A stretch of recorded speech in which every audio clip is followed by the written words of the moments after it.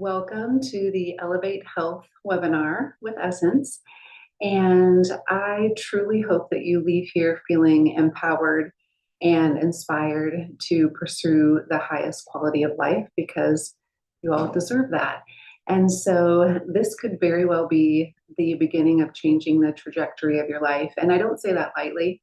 We hear from our patients on a daily basis how much better they feel and how much it has impacted their quality of life by optimizing their health. So let's get started.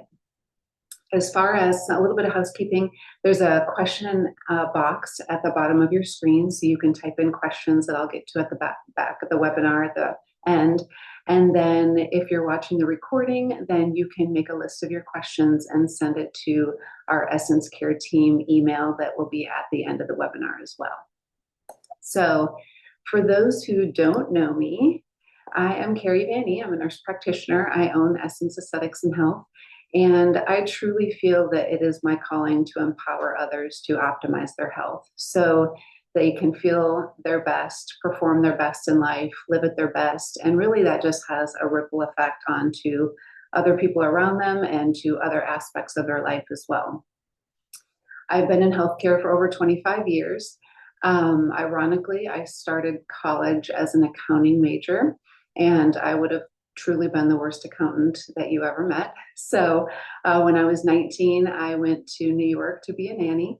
And while I was there, I volunteered on the ambulance corps so I could meet people in the area and fell in love with medicine and healthcare and have just been growing ever since then. So I specialize in root cause health optimization, particularly gut, hormones, and metabolism. I've had a lot of advanced training in functional medicine, hormones, gut health, and lab interpretation. And really, after navigating my own health challenges, I became deeply committed to helping people optimize their health, especially when labs look normal, but they don't feel normal.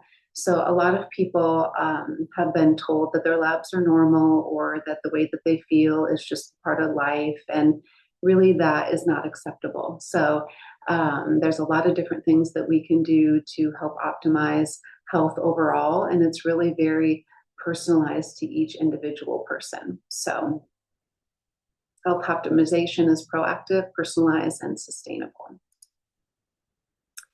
Why health optimization matters? It's really just having the energy and vitality to live fully. So no matter what stage of life that you're in, if you don't have any symptoms and feel really good, and you just want to make sure that your labs are in optimal ranges and help set yourself up to reduce risk of chronic disease later in life, you could be in that category.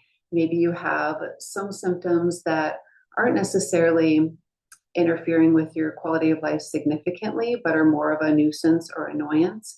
But that would be a situation that maybe we want to address before it becomes a bigger problem. Or you could be in a category where it's just really tough to get up in the morning and to go about your day. And so you just have to start somewhere as far as optimizing your health. And it's really just important to have someone in your corner that can help provide some guidance, some choices, some options that really align with you and that you feel good about. So health optimization focuses on understanding how your body is functioning, evaluating the whole picture, not just symptoms, and looking at optimal labs, not normal labs, supporting balance from within to prevent future disease. It's a personal approach and living life to the fullest.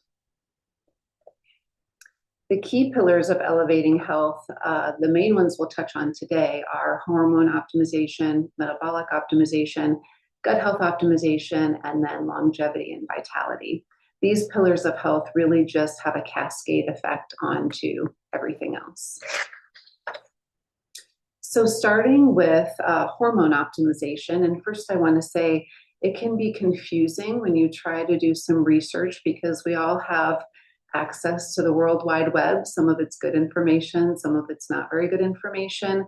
And the reason why you see a lot of conflicting information is because some things work well for people and some things don't work well for other people. So As far as an example with that, like intermittent fasting, for some people that really works well for them, but for others it doesn't. And that's because we are all beautifully unique and complicated. And so it's not a one size fits all. And that's why functional medicine and the approach that we have here at Essence is very personalized and unique to each individual. And you may see a lot of different providers, and they might have different recommendations and different opinions, and that doesn't make anybody right or wrong. Again, it's just navigating what works well for you. So hormones are chemical messengers that tell your body what to do and when to do it. And hormones really just affect everything, kind of like a cascade effect onto everything in our body. So energy, stamina, mood, stress response, sleep quality, metabolism, body composition, focus, motivation, immune health, digestion, and overall well-being. So that pretty much covers all of that. When hormones are balanced, the body works smoothly, but when they're out of balance, then symptoms can appear. And hormones can decline with age. Receptors begin to malfunction. There's overall less receptors in general. The receptors become less sensitive and requires more hormones to induce the same desired change. And then we also, unfortunately, have a lot of endocrine disruptors in our environment, such as plastics, heavy metals, and some environmental toxins. So we're going to start with estradiol. So estradiol is a type of estrogen. There's several different estrogens, estradiol being the most potent and abundant, but most people are more familiar with the term estrogen. So estradiol is more than just reproductive health. It supports bone density and joint health. It contributes to cardiovascular health, supports skin elasticity and collagen production, influences mood and cognitive function, affects metabolism and body composition. So as estradiol declines with age, many women notice changes in energy, mood, metabolism, sleep, and bone health. But these shifts can be supported with the right approach. So we don't just have to accept our declining estradiol. There are things that we can do to optimize and replace our estradiol. And estradiol is very important. It's a bioidentical hormone when we're doing replacement or optimization. There are synthetic estrogens. One of them is Premarin, and that is made from the urine of pregnant mares. And we are not horses, so our receptors do not match up with those types of hormones. And so it can create either a mismatch, the receptors, or create some metabolites that our body just doesn't know what to do with because it doesn't recognize them. Progesterone is also more than just reproductive health. It balances estrogen, plays a role in nervous system balance, can influence sleep quality and stress response, affects mood and emotional stability. Progesterone is often one of the first hormones to decline with age, which can contribute to sleep disturbances, increased anxiety, cycle changes, and estrogen dominant symptoms. So if someone is estrogen dominant, that doesn't necessarily mean they have too much estrogen. It could mean that they are low on progesterone. Progesterone is a beautiful hormone, and it helps a lot of women with sleep. It can also help women who have heavy periods or a lot of PMS type symptoms or PMDD symptoms where they have a lot of mood changes right before their cycle. And so progesterone can be a very helpful hormone during that time. So synthetic progesterone is like Provera or like the Depo-Provera shot.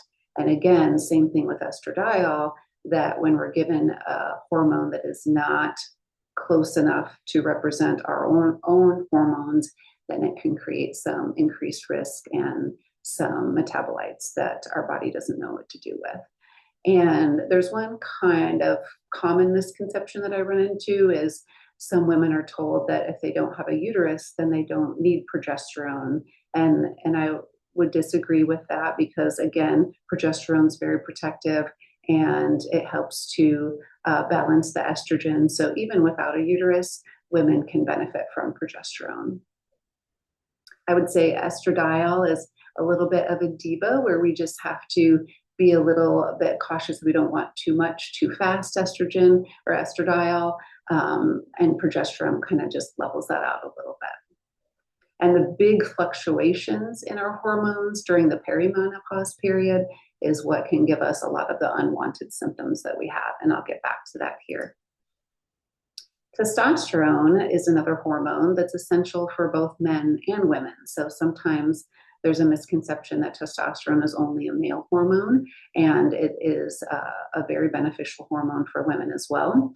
It supports libido and sexual health, helps maintain muscle mass, contributes to energy and motivation, plays a role in bone density and metabolic health, affects mood, focus, and cognition. Testosterone is also very breast protective. And testosterone declines with age in both men and women, which may contribute to lower energy, reduced muscle strength, changes in mood, decreased libido, and decreased vitality. And for all these hormones, there's a lot more benefits than what I had listed, but again, just hitting on some of the major ones. Now, thyroid hormones act as metabolic regulators, influencing how fast or slow nearly every system in the body functions. So thyroid affects energy and metabolism, weight regulation, brain function and mood, heart rate and circulation, digestion and gut motility, skin, hair, and nails. And the thyroid is highly influenced by stress, nutrition, gut health, and inflammation. So it's not just the thyroid gland itself. The thyroid is very, very complex. Many people are told that their thyroid function is normal, and we'll talk more about normal here in a little bit, but that doesn't mean that it's optimal. So I like to try to optimize the thyroid before it becomes a problem. And I also go more in depth during the consultation and during the lab review of what each thyroid hormone does that we check in your lab panel. Hormones affect everyone, and hormone balance matters for men and women, all age groups, and it matters for energy, mood, metabolism, and long-term health. So we know that all three of the sex hormones, estrogen, progesterone, testosterone, they're all protective against major chronic diseases like cancer, cardiovascular disease, osteoporosis, Alzheimer's, and many, many more. So they also improve quality of life. So it is a difference between just living or just being alive. So truly living or just being alive. So hormones affect so much of our quality of life in every system in our body that it's important that those hormones are optimized. So perimenopause, this is a very highly individualized experience, and it can last several years. And some of the common things that women experience during perimenopause is irregular bleeding, sleep disturbances, irritability, mood swings, fatigue, weight gain, insulin resistance, palpitations. And one of the most common things I hear from women is they say, I just don't feel like myself. And so perimenopause, although it is a natural transition, the symptoms are not something that women simply have to accept. And there are definitely effective and safe options for support.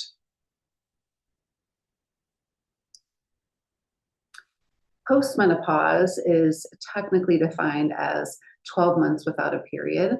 That timing can be a little bit challenging for some women if, one, they've had a hysterectomy, or two, they've had an ablation and don't have cycles anymore, or three, if they have an IUD and they don't really have any cycles anymore.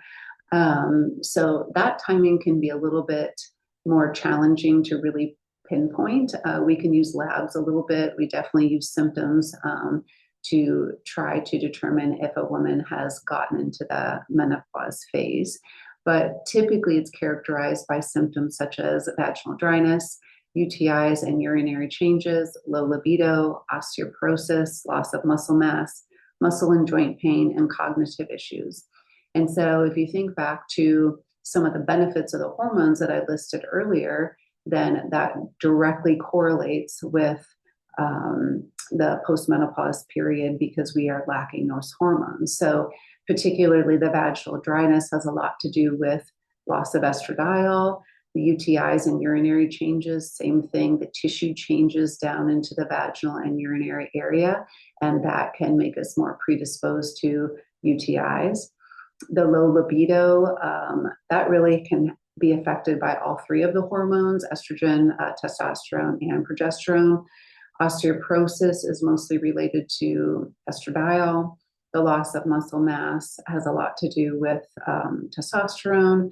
The muscle and joint pain can have to do with estradiol and testosterone. Cognitive issues, a lot to do with estradiol, but also overlaps with thyroid just a little bit. So postmenopause is not an endpoint. It's a stage where intentional support can protect vitality, strength, and long-term health.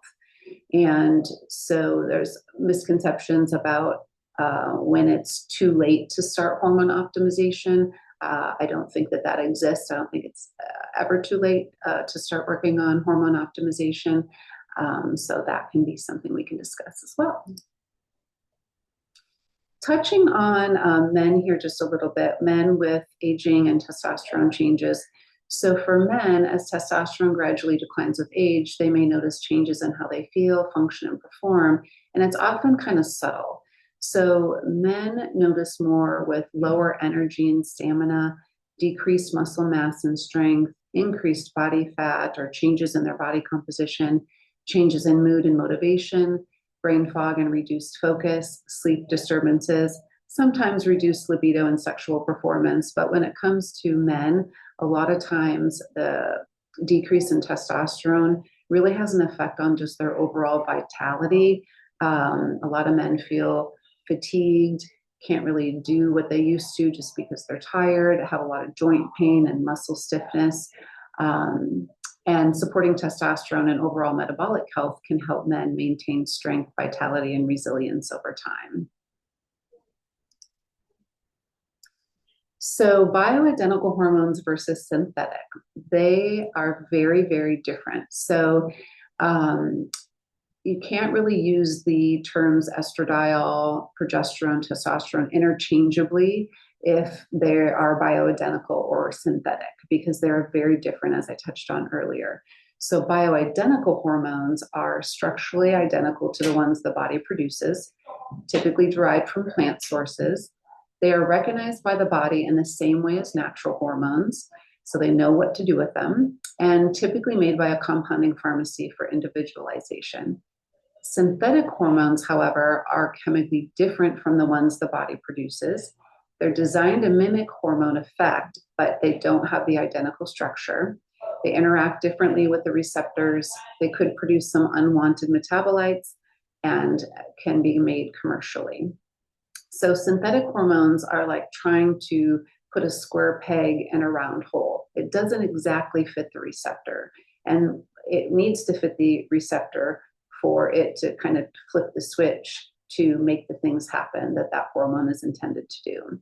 So for an example, birth control pills, those are synthetic hormones. Pharmaceutical companies are able to make synthetic hormones, but they can't patent bioidentical hormones. They're not an invention.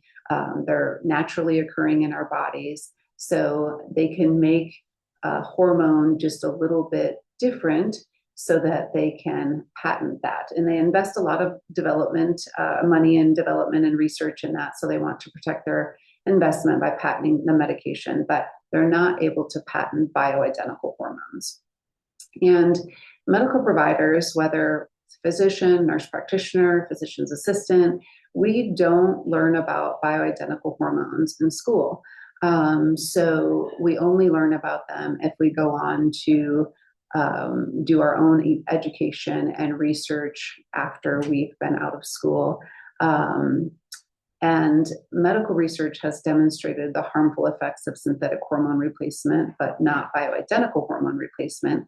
And again, sometimes the word hormone is used interchangeably.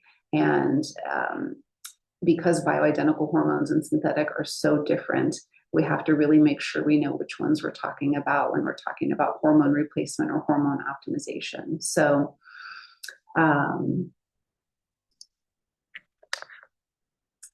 as far as hormone optimization, here at Essence, we have personalized treatment options.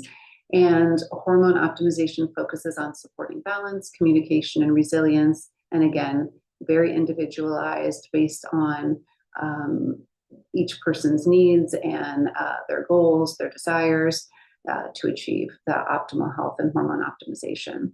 So life stage specific support, lifestyle optimization, personalized supplementation, gut and liver support, and then bioidentical hormone replacement therapy. So effective hormone optimization is personalized, monitored, and integrated. It's not a one size fits all. Myths about hormone therapy. So this stems from confusion and misinterpretation of some literature that was done. And much of what people fear about hormone therapy is really based on either outdated information or incomplete interpretations of older studies. Sometimes the studies are just poor studies, and they can scare people sometimes. An example is the Women's Health Initiative in 2002. It just wasn't a good study. There were some they were using hormones kind of interchangeably of bioidentical versus synthetic. And long story short, about 10 years later, they tried to kind of redact it and say, oh, sorry, that wasn't great information. But really the damage had been done, and they really didn't bring the same attention to kind of the redacted information as they did initially in 2002, when everyone kind of got scared and a lot of people stopped hormones. And then we saw really a pretty devastating effect from people stopping their hormone replacements, as far as the chronic diseases that I had mentioned earlier, with Alzheimer's, osteoporosis, cardiovascular disease, cancer. So it's very unfortunate that happened. So some of the myths are that hormone therapy is unsafe. There's a lot of studies that show that hormone optimization is very safe and effective and is wonderful for prevention, and also, again, just improving quality of life. Another myth is that hormone therapy increases cancer risk. That's simply not true when we're talking about bioidentical hormones. Another myth is that symptoms should be tolerated as normal aging. They really don't have to be, because we have safe and effective ways that we can replace hormones. Hormone therapy is only about symptom relief. That's another myth about that. Again, it's very protective against those chronic diseases. Hormone therapy should only be used short term. That's also a myth. Hormone therapy can be used long term very safely and effectively. I had mentioned earlier that it's a myth that hormone therapy should only be started before a certain age. And then it is also a myth that testosterone therapy is only for men. So modern hormone therapy is about individualized, evidence-informed care, not outdated one-size-fits-all approaches. Metabolic optimization is another program that we offer here at Essence. And so metabolism is not just about weight. It's how the body creates, uses, and manages energy. So metabolism affects energy and fatigue, blood sugar stability, hormones and stress response, brain function and mood, inflammation, and recovery. So a healthy metabolism supports how you feel, function, and perform. It's not just the number on a scale. Signs your metabolic health may need support: if you have persistent fatigue or energy crashes, weight resistance or unexplained weight gain, blood sugar cravings or swings, cravings, brain fog or poor focus, sleep issues, increased inflammation, hormonal symptoms, elevated stress response.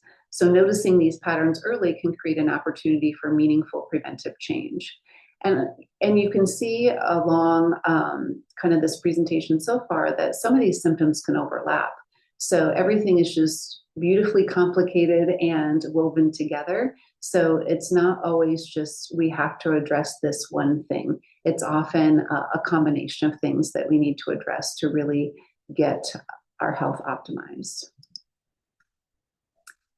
Assessing metabolic health with labs. Metabolic health is best evaluated by looking at patterns, not just a single number. So some of the things that we may look at are fasting glucose, fasting insulin, hemoglobin A1C, lipid panel, advanced lipid panel, liver enzymes, thyroid markers, and CRPHS is an inflammatory marker. And so some of those are drawn in conventional medicine, and then some of them are not. We include most of these with our initial panel, with our health optimization program here. The advanced lipid panel is something we talk about possibly doing later. So cholesterol kind of gets a bad rap, but our body needs cholesterol. Our brains need cholesterol. Our hormones start as cholesterol. And so sometimes if we really want to look into our risk related to our lipid or our cholesterol, advanced lipid panel will tell us a lot more information than the basic lipid panel. It really tells us what are the size of the particles, what's the distribution of the particles, and really lets us know how much of a risk we are at in regards to the lipids. There's also a panel that can tell us if we have a little bit of a genetic predisposition that makes the lipids a little bit more sticky and wanting to stick in places we don't want them to. So there's a lot of different things that we can look at. And I always encourage people not to look at their labs as a failure.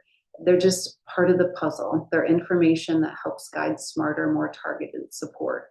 And the labs aren't the end all be all. I focus much more on patients' symptoms than I do the labs. But again, the labs are just a piece of the puzzle and can tell us some things that maybe we need to optimize that maybe you don't have symptoms from necessarily. And the metabolic health optimization program here at Essence, it is personalized, once again, supports metabolic health, and it requires addressing lifestyle, hormones, and underlying physiology all together. So we do look at hormone optimization, movement, muscle support, nutrition, stress and sleep regulation, targeted supplementation, and body composition tracking. So we have a body composition device called a Sika, and it gives us a better idea of muscle mass and fat percentage. So again, not looking just at a number on the scale. Metabolic optimization is not about restriction. It's about improving efficiency, flexibility, and resilience. Just to touch on inflammation just a little bit. Inflammation is really a signal. It's not the problem, it's a signal. And the inflammation we know is like a root cause of a lot of chronic disease processes. So it's really important that we identify and remove the key drivers of inflammation. And it's not always a feeling you have, like when you think of something hurting, like joint pain and that kind of thing. It more is this chronic low-level inflammation that has a cumulative negative effect. So it can affect dietary and metabolic systems, gut dysfunction, chronic stress, sleep deprivation, immune activation, toxic load, hormone imbalances, sedentary lifestyle, or overtraining.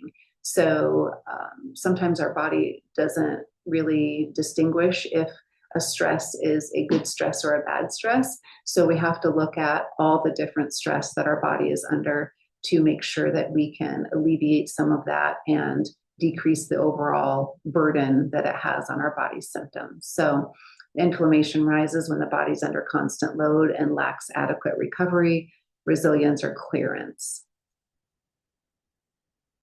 Moving on to gut health optimization. I'm really passionate about gut health. I'm passionate about all the things, but with my own personal experience, a couple years ago, I was having a lot of gut issues and lost about 40 pounds, which in my age group can be concerning when you're not trying to lose weight. And I wasn't mad about the weight loss, but it definitely wasn't a healthy way. I was losing patches of hair. It's called alopecia areata, and went through a lot of tests, blood tests, imaging tests, scopes, all the things. And this went on for at least a good 9 months or so, where I just felt pretty miserable and really just didn't get any answers with anything, and kind of felt dismissed, really. Well, everything looks normal. That's great. I don't want anything to be wrong, but at the same time, there's still something going on. And so I decided to take another avenue, and I did a GI map test and really dove down into what was going on in my gut and the things that I needed to address specifically, and really was able to get my gut in a much better place and have been healthy since then. So just really passionate about the gut because of my own history too. So gut health is more than just digestion. So the gut is a central control system influencing energy, immunity, hormones, and inflammation. And gut health matters for digestion and nutrient absorption, immune function and inflammation, hormone balance and detoxification, brain and mood regulation, and metabolic health. Supporting the gut creates a foundation for whole body health and long-term resistance. So even if someone doesn't have any stomach issues or digestion issues to speak of, that doesn't mean that their gut isn't creating an issue, because our gut is tied to every other system in our body. And the gut microbiome, which the microbiome refers to the bacteria in the gut, and so we have good and bad bacteria, but that gut microbiome starts forming in utero. I think that is super fascinating. And in utero, the gut microbiome can be influenced by the stress of the mother during pregnancy, any toxin exposures in utero, or any time in life, really. It matters if it was a vaginal birth or a C-section, breastfed or bottle fed. If a child was on a lot of antibiotics, ear infections, that kind of thing. If they didn't get a lot of diversity of nutrients, what the elimination habits were from a young age. So there's no judgment on any of those things, but we just can't overlook how they all affect the gut microbiome. And again, when the gut microbiome is affected, every other system in our body is affected. So some of the signs that gut health may need support are kind of those traditional digestive symptoms that we think of with bloating, constipation, diarrhea, reflux, if there's food sensitivities. And sometimes if we get the gut healthy, then those food sensitivities go away, which is great. So people can broaden the diversity of food that they are able to eat. Low energy or fatigue, brain fog, anxiety, skin issues. Our skin is our biggest organ. So sometimes when something is going on in the gut, it can manifest into the skin. Frequent illness, migraines or headaches, inflammation, joint pain. The gut influences multiple symptoms, which is why symptoms can seem unrelated, but really are coming from the gut. So gut health optimization here at Essence, again, is very personalized, and optimizing the gut health starts with understanding your unique biology, not guessing. So I'm not really a big, huge fan of cleanses or detox programs that are just kind of a one size fits all, where you just do this program, because our guts are so unique. And so doing specific tests, which one of the tests we use here is the GI map, like I mentioned. It tells us, is the good bacteria good? Is the bad bacteria held in check? Is there any overgrowth of yeast? Are there signs of leaky gut? Is the inflammation, or is the lining of the gut inflamed? It looks at the big, bad, and ugly too, like parasites and worms and blood and that kind of thing. But it really gives us a really good idea about what's going on in the gut. And we also correlate that with your symptoms. We also look at some of the blood tests that we do initially that can point to some things that are going on in the gut. Really important for motility and elimination support. Even if people have never, ever in their life had a bowel movement every day, it's really important to get to that point because of our detoxification processes and the things that we're exposed to on a daily basis. We also develop a very personalized protocol, and we make it adaptable. We make it in phases. I've done lots and lots of GI maps, and probably not two people are on the same protocol because that's how individualized it can be for really getting the gut healthy. And there's a lot of surface area in our gut, so it can take a little time to get the gut healthy. But once we do, it can be very impactful. So effective gut optimization is personalized, strategic, and responsive, not a one-size-fits-all approach. I wanted to touch on longevity and vitality a little bit. So lifestyle components. Lifestyle isn't an afterthought. It's the primary driver of how our biology functions day to day. And oftentimes these are the hardest things to change, but they are the most impactful. And I do like more of a small steps that make a cumulative change versus feeling like you have to completely overhaul your whole entire life. And then it's either not sustainable or it's just really overwhelming. And so I do like the small steps that become more cumulative. And really, there's some people that they feel so awful that it doesn't even seem possible to address some of these lifestyle components. And so my approach is really like to help people start feeling better first. And then it's so much easier to make some of those lifestyle changes. And I often see patients start doing that before we even talk about it. Once they start feeling better and they have more energy, then they do want to go out for a walk, and then they feel better after they go for a walk. And again, you just kind of the snowball cumulative effect of positive changes in your health. So the lifestyle components can include nutrition and hydration, physical activity and movement, sleep and relaxation, stress and resilience, relationships and connection. So again, small, consistent lifestyle shifts can create meaningful changes in how you feel and how you function. Peptides. So many of you probably have heard of peptides. They're just another tool to help optimize health. There's not a magic linear trajectory for any given person of how to optimize their health. There's just a lot of different tools in the toolbox, excuse me, that we can use that's very personalized. So peptides are just a short chain of amino acids that act as signaling bodies, molecules in the body.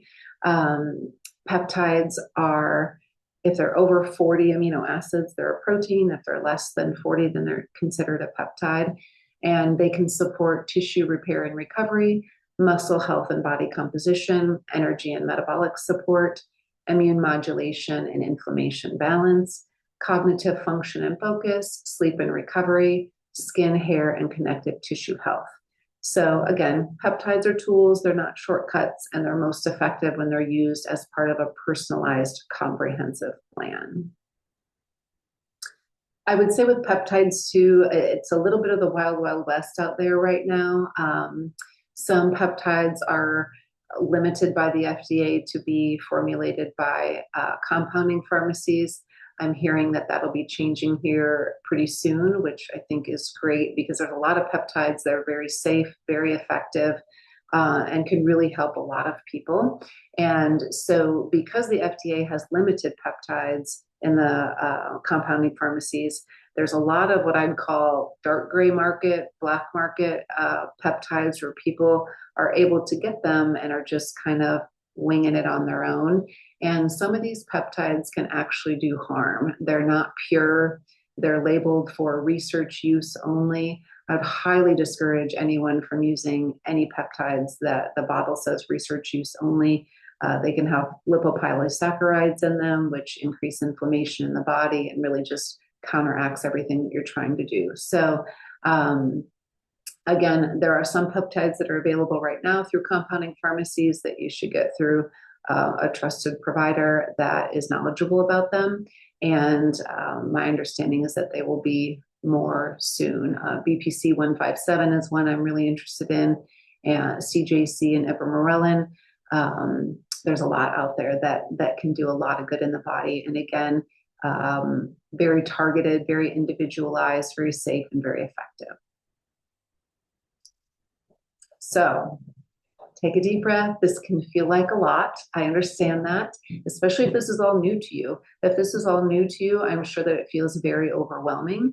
And I would just encourage you to have a positive mindset about it and think of it as an opportunity and not overwhelming kind of Debbie Downer or just lost in where do you even get started. So we talked a lot about hormones, metabolism, gut health, labs, lifestyle, and it's really normal to feel overwhelmed with all of that. So what I want you to hear is this, that the first step doesn't have to be perfect. It just has to be started. And your health matters, and you're worth the support it takes to get you to a better state of health, a better quality of life. And it's a process, and it can happen a couple steps at a time.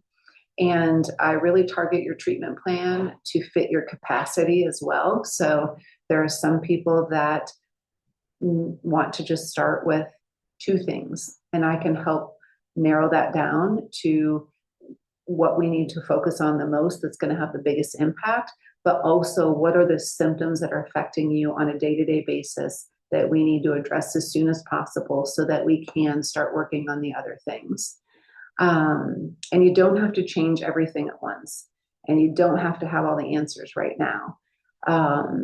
There are other people who have already maybe been working on their health a little bit, and they have more capacity to take on a lot of changes at once.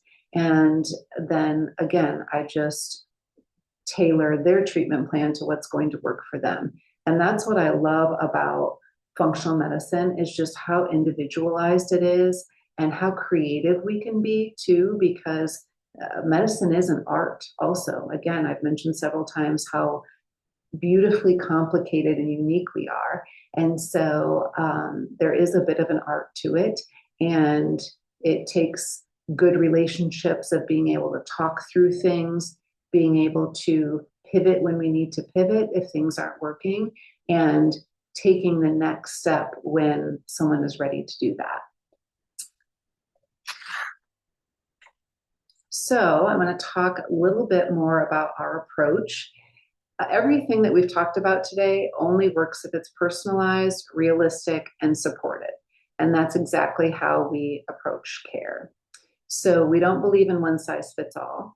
Our approach is personalized, education-focused, supportive, and realistic. We listen and take the time to understand how you're feeling. I've listed the initial labs that we start with here.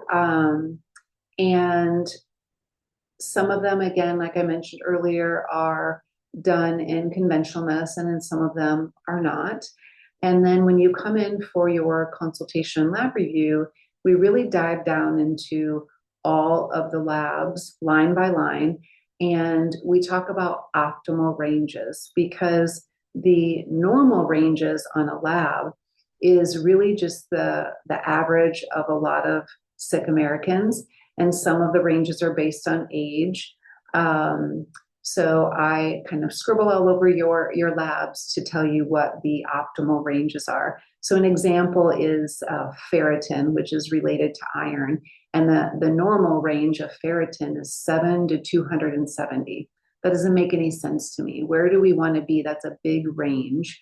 And it's about 80 to 100 is where we want to be for ferritin. If it's really high, like in the 200s, that can indicate that there's some inflammation going on. If it's really low, then people can have a lot of issues with fatigue. And, they say that 7 is a normal ferritin number. And sometimes I'm ordering iron infusions when someone's level is 7 because of how terrible they feel. So another example is vitamin D. So on the normal range, it says 30 to 100, but really optimal is 80 to 100. And vitamin D is critical. It functions almost like a hormone where it makes a lot of things happen. And so it's really important for us to get the vitamin D into that optimal range. Um, and labs can still fall within the quote normal range, but still signal opportunities for optimization. And I really feel like it's in our best interest to optimize those things before they become a problem instead of waiting until they become a problem. So this diversity of labs is just a starting point as far as we're kind of looking at metabolic health, some micronutrients, inflammatory markers, thyroid, the sex hormones. And then beyond that, there are thousands and thousands of labs we can do once we have kind of optimized some of the, I don't want to say basic because they're still very important, but there's a lot of different things we can look at as far as methylation and like the GI map test that I talked about before. So again, we just tailor that and personalize that to you. So as far as where to start, you don't have to decide anything today. This is simply information and an invitation. So if any of these things resonate with you and you want to start on your journey to optimal health, then the first step with us would be contacting the clinic here to schedule your fasting blood draw. It's a very quick 15-minute appointment. We do have you fill out an intake form, and that intake form tells me if I want to add anything to your initial blood draw besides what we typically draw. And we do offer very early morning appointments because we do want you to be fasting. And so I'm often here at 6. I'm here before 6 sometimes. So happy to find a time that works best for you. So fasting blood draw for that. And then about a week later, we have you come in for a 60-minute appointment and we do your consultation and lab review. So I'll go over some of the things that you completed in the intake form, kind of ask some clarifying questions about that. Again, go through your labs line by line and talk about optimal labs, not normal labs. And then we talk together about your journey to optimal health because there's going to be a lot of options. I will definitely help you navigate and make decisions, but at the end of the day, it's going to be your decision of what route you want to take. And it's really important that you feel good about whatever you do. So really big on education. I don't expect you to understand everything at that first visit if it's all new to you. We will take the time that we need to for you to understand where your health is and how you can get it better and how you can improve your quality of life. Because again, you deserve it and we're all worthy of living our very, very best life.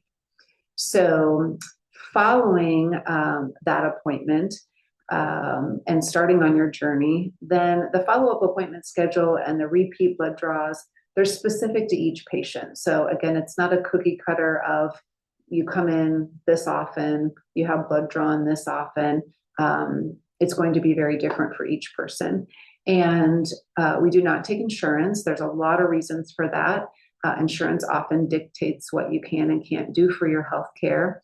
But I would tell you that we're able to do this very cost effectively. So the initial blood draw is $250. And when people have tried to run that through insurance, it's about $2,500. And we use a very reputable lab company. And so for most people, it's much more cost effective to not use insurance, but you can use HSA, FSA, that kind of thing. We also have a membership program with some optional in-house financing, and really happy to talk through all of that with you as well. So I wanted to share with you some examples, what's possible with the right support. Every single day, I am so thankful that this is what I'm doing because it's making a difference and really transforming people's lives. And again, I don't say that lightly. Patients are getting better and they're feeling better. They're feeling more like themselves. I often ask people kind of like on the continuum of health, if 0 is the worst you've ever felt, and 10 is the best you can imagine feeling, like where are you at right now? And not too long ago, I had a patient who she said when she started here, She was negative 1,000. She just felt terrible in a lot of different aspects. And we worked on several aspects of her health. She was putting in the work also and doing the things that she could to improve her health. And when I asked her that question again, she said she was a 7 out of 10. That's a big difference. And you could see it in her face. You could see it in the way that she walked in. But I don't stop there. Okay, if you're at a 7 out of 10, how do we move the needle a little bit further? So that's how we tailor your continued health journey of what could move the needle. And so it's just really rewarding to see people feel so much better and their relationships improve and they're able to do things that they want to do. They have the energy, they're getting better sleep, their relationships are better, particularly with the hormone optimization. Sometimes people aren't being intimate anymore with their partner, either because it's uncomfortable or they don't have the desire. And for some people, that could be a really critical missing piece of the relationship. And so one of the partners might feel like that's something that's really missing and can really bring a lot of issues. As far as the metabolic optimization, people feeling more comfortable in their skin, losing the weight that they haven't been able to lose.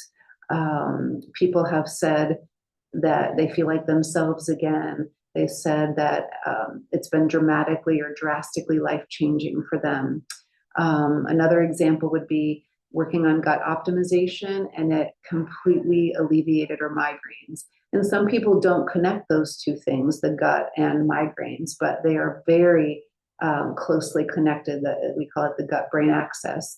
And so that can dramatically change someone's life. Migraines can be very debilitating and people can lose work and they can feel miserable and they can have emergency room visits because they need, medications to get them relief. So that can be significantly life-changing.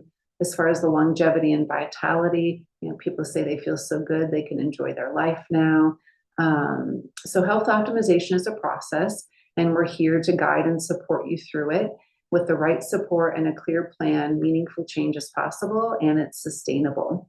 And it's both of us putting in the work, right? There's not a magic pill, there's not a magic plan, but doing it the right way with the right steps that you have the capacity for can really make a big impact and make it sustainable too. So if something resonated with you today, whether you're new to Essence or if you're already a patient, we would love to support you. So health optimization is a partnership and we're here to walk alongside you. So our phone number is listed here. Our email is listed here. And our phone is also a cell phone, so you can text or call it. You can send an email. We don't respond to social media messages when it comes to protected health information or anything like that, because that's not a confidential way for us to communicate. So we'll generally recommend you to call or text us versus doing the social media aspect. We also have our electronic health record has a messaging system within it so that you can message us directly through there. I did want to also share for people that want to do a little bit more research or get a little bit more education. There's some great books out there. This is just a small list of the many books that are good out there. But Hormone Havoc was written by Dr. Terry Denai. She's a nurse practitioner. And she also has a podcast called The Dr. Terry Show. So if you prefer podcasts over books. But this book is here in the clinic. We've given out hundreds of them and patients have really, really liked them. It's a very easy read. You don't have to have a medical background or anything to be able to understand it.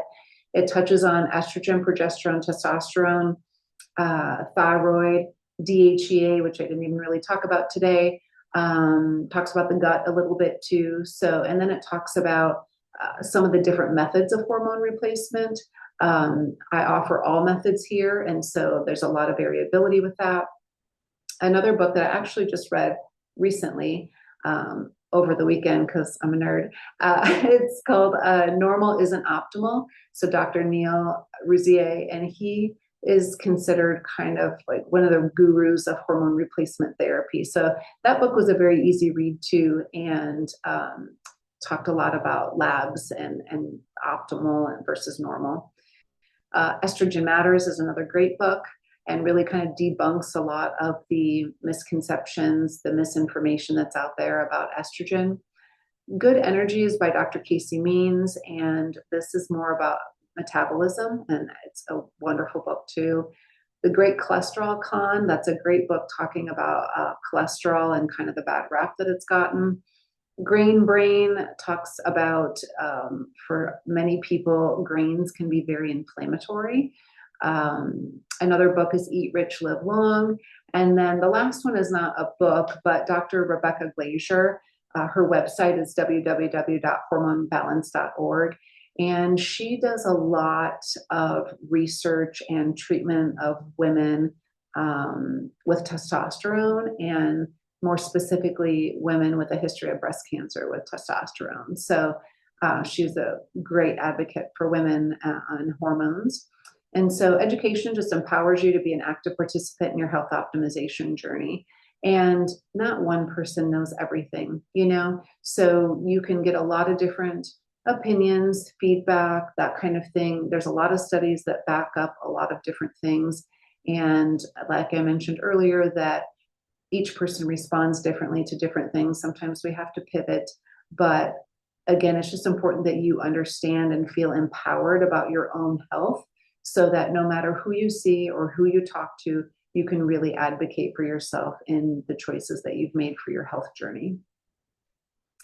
The other thing I would say too is, you know, we are the sickest country in the world, and we spend the most on healthcare. And I just feel like that's a very discouraging disconnect, and we have to do something to change that. So I'm really passionate about that. I'm more passionate on the patient side of that, empowering patients so that they can advocate for their health, versus being passionate about the political side. That's definitely not where my interest is. My interest is more one-on-one with patients and really empowering them to advocate for themselves and get the knowledge that they need, and be able to make the sustainable choices that they can to improve their quality of life. So I could talk for hours, but I am going to take a look here at the question box and see if we have any questions in there. I don't see any questions in there right now. So if you think of any questions afterwards, make sure that you reach out to us.